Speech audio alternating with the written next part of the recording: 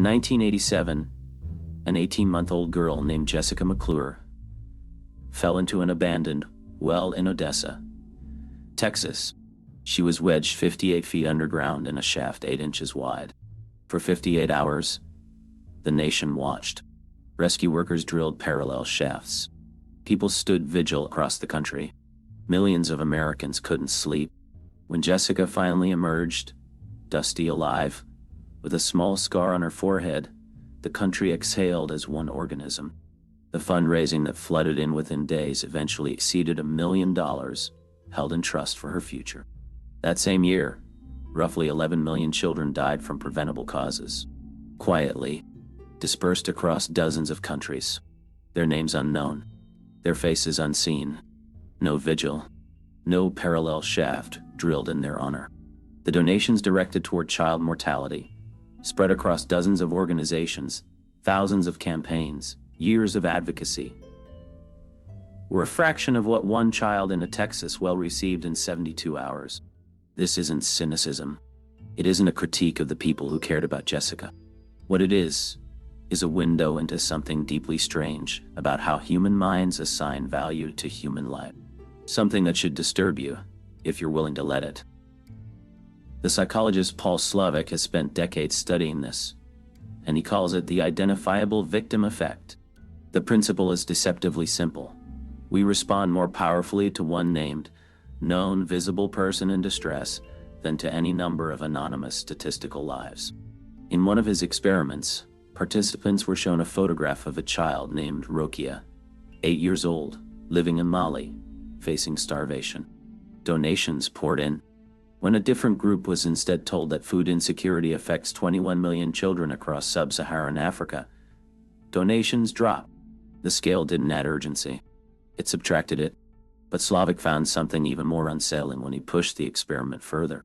When he showed a third group Rokia's photograph alongside the statistical information, the full, accurate context of how many children face similar circumstances, donations dropped again, compared to the photograph alone.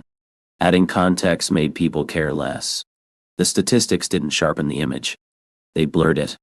They turned a person into a data point, and a data point does not move you the way a face does. This runs counter to how we assume rational minds work. We imagine that knowing more, knowing the true scale of suffering, should produce proportionally more concern. It doesn't. The relationship between information and empathy is not linear. It isn't even close to linear. It is, in Slovic's framing, almost the inverse. Slovic calls the mechanism behind this psychic numbing. The idea is that our emotional response to suffering does not scale with numbers. Moving from 1 victim to 2 produces a measurable drop in per-person concern. Moving from 2 to 100 produces almost no additional response. Moving to 1 million? The emotional system has already gone quiet long before you reach that number. He frames this with a stark ratio.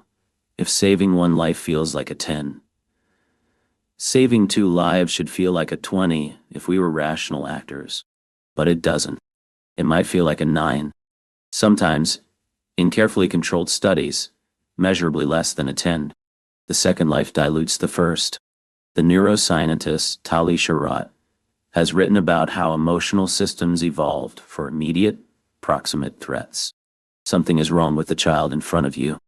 Something is wrong in your village, in your season, in your specific patch of ground. Our ancestors who went numb in the face of 5 overlapping threats survived better than those who froze, overwhelmed by the weight of all of them simultaneously. Numbness in that context was adaptive. It kept you functional. But it carries a terrible cost in a world where the largest crises are abstract, statistical, and thousands of miles away. The philosopher Thomas Nagel once wrote about the view from nowhere. The attempt to see reality stripped of personal perspective impartially, as it actually is. Utilitarian ethics demands something like this from us, that we weigh suffering with equal seriousness regardless of geography, language, or whether we've ever seen the face of the person suffering. But human cognition does not operate from nowhere. It operates from a very specific, very local, very embodied somewhere. And that somewhere has limits. This is why names matter so much.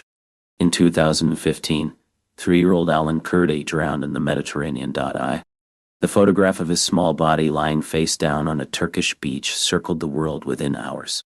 Within days, European governments that had spent months locked in bureaucratic stalemate over refugee policy were forced into visible public response. Search and rescue operations expanded. Donations to refugee organizations surged by 900% in some countries. Not because the scale of the crisis had suddenly changed. Over 2,500 migrants had already drowned in the Mediterranean that year. But because suddenly there was a face, a red shirt, a pair of small shoes. The scale of the crisis had been known. Journalists had been writing about it for months. The knowledge lived in the statistical register, where our emotional machinery doesn't fully engage. Alan Kurdi moved it into the identifiable register. And the identifiable register runs on entirely different hardware. Daniel Kahneman's framework is useful here, even if it has been flattened in popular usage. System 1. Fast, automatic, emotional, associative, is what responds to a child's photograph. System 2. Slow, deliberate, analytical, is what processes the phrase 2,500 deaths. System 1 fires immediately and produces action. System 2 calculates and produces often very little, not because people don't care intellectually, but because intellectual knowledge does not reliably move the body toward action the way direct emotion does. And the failure is not ignorance. Studies in which participants are explicitly told that a different, less emotionally vivid charity would save more lives, and who choose the visible, identifiable charity anyway, suggest that something stronger than information is at work. Knowing does not correct it. Slavik identified a related phenomenon he calls the collapse of compassion. In a series of studies, he found that adding more victims to a scenario, even when each additional victim was clearly real, clearly suffering, caused people to feel less motivated to help, not more. 8 children produced a measurably lower emotional response than 1 child. Not 8 times less, just less. As though the emotional system, confronted with a multitude, quietly steps back and says, "This is not a problem I was built for." There's an evolutionary argument for this that is worth sitting with. Dunbar's number, the cognitive limit on stable social relationships that the anthropologist Robin Dunbar estimated at around 150 people, gives us a window into how social intelligence evolved. We were built to track individuals, their faces, their histories, their debts, their suffering. We were not built to track populations. The machinery that allows you to hold 150 people in meaningful social relation does not simply scale to hold 200 million. It doesn't stretch. It collapses. Stalin reportedly said, though the attribution has been disputed by historians, that 1 death is a tragedy. 1,000,000 deaths is a statistic. Whether or not he said it, the sentiment has proven empirically correct in ways he almost certainly didn't intend as self-description. Slavik cites this quote not as commentary on Stalin's monstrous indifference, but as an accidental description of how ordinary, decent human minds actually function. We are all, in this very specific and structural sense, built toward the worst version of ourselves. This dynamic has shaped history in ways that are uncomfortable to trace. The scale of the Holocaust was not a secret by 1942. Reports had reached Allied governments, newspapers had run figures. But the numbers were so large that many readers and policymakers processed them as propaganda rather than fact. After the liberation of the camps, Allied commanders made a deliberate decision to force German civilians to walk through and see the bodies, not because they believed statistics would change minds, but because they understood that seeing was a categorically different operation from knowing. Witnessing replaced abstraction. The identifiable body, in front of you, in your nostrils, undeniable. That moved something numbers never could. The same pattern recurs in genocide after genocide. Rwanda, Cambodia, Darfur. In each case, aid workers and journalists described the same phenomenon.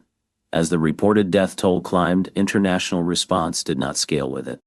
Numbers climbed. Concern flatlined. It is not callousness exactly. It is a neurological failure mode, a system doing precisely what it was designed to do. In a world the system was never designed to handle. Charitable giving research maps onto this with almost mechanical precision. One study found that people donated more to a single identified child than to two identified children, even when both children's stories were presented with equal sympathy and equal detail. Another found that donations increased when participants were told their gift would help the child shown to them, and decreased when told it would help one of 8 children in a group. The moment you pluralize the suffering, you fragment the emotional response. The crowd becomes a statistic. The statistic becomes silence. In everyday life, this plays out in ways that are less catastrophic, but just as structurally strange. A colleague you know who is going through a divorce gets more of your real attention than the clinical fact that divorce rates affect roughly 40% of marriages. A friend's anxiety disorder matters more to you than the knowledge that anxiety disorders affect 300 million people globally. This is not a moral failure. It is simply how close range the mind's emotional radar operates. Named people cut through. Managers have known this instinctively for centuries without having the psychological vocabulary for it. The employee you can see struggling gets the flexible hours, the conversation, the accommodation. The demographic category that is statistically struggling gets a committee, a policy paper, a 5-year plan. The named person moves mountains. The statistical person moves agendas. Slowly. Sometimes not at all. This has been systematically weaponized. Political campaigns that want to build support for a policy position do not lead with data. They lead with Maria. They lead with a specific kitchen table in a specific town with a specific family and a specific face. Campaign strategists have understood the identifiable victim effect without knowing its name for as long as there have been cameras and microphones. They deploy it without apology because it works and because their opponents are doing the same. Here is where this becomes personally uncomfortable, because if the identifiable victim effect shapes what you care about, and it does, then what you care about is not a reliable map of what matters.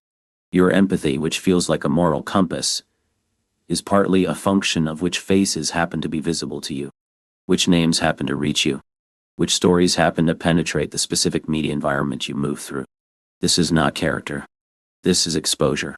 And exposure is largely arbitrary. Paul Slovic has argued for a specific kind of intervention, not trying to replace identifiable victim stories with statistics, because that strategy has been tried and it consistently backfires. The goal instead is to find ways to make scale personal, to give abstract numbers a human face without sacrificing the accuracy of the scale. One approach, showing a single child's face while being explicit that this child represents thousands, a face that functions as a representative rather than a replacement. Whether this works durably, Slovic is cautious about, but there's a harder honesty required here. Because even understanding the identifiable victim effect, even knowing that your empathy is scope blind and proximity weighted, does not reliably correct it. Kahneman himself has written that knowing about your cognitive biases and actually neutralizing them in the moment are two entirely different things. You can stand in the fog knowing you're in the fog and still not see clearly. The knowledge does not dissolve the architecture. There is something philosophically vertiginous about sitting with this. The utilitarian tradition, Bentham, Mill, and more recently Peter Singer, insists that what ethics demands of us is impartial calculation. That suffering at a distance carries the same moral weight as suffering directly in front of us. Singer's famous drowning child thought experiment is designed precisely to make you feel the weight of the distant child by making them as vivid and concrete as a child in front of you in real life. It works briefly, and then the moment passes. The abstraction reasserts itself. The machinery returns to its defaults. The philosopher Samuel Scheffler has pushed back on pure impartialism, arguing that agent-relative reasons grounded in your particular relationships, your specific attachments, your local world, are not simply biases to be corrected but features of what it is to be a person at all. The question then is not whether to eliminate proximity-weighted caring, which may not be fully possible, but whether we can hold it alongside a genuine commitment to act on the larger scale, even without the emotional support that scale refuses to provide, to act in the absence of feeling, to do the math when the feeling doesn't come. What disturbs Slavic most, in his own published words, is not that people are cruel. It's that people are decent, perfectly, genuinely decent, and still the effect holds. The failure is not moral. It is architectural. The machinery of empathy was built for a world that no longer exists, and is now deployed in a world it was never meant to navigate.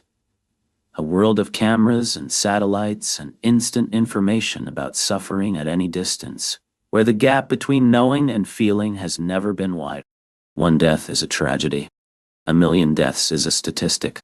And neither of those things, not the tragedy, not the statistic, is something you chose.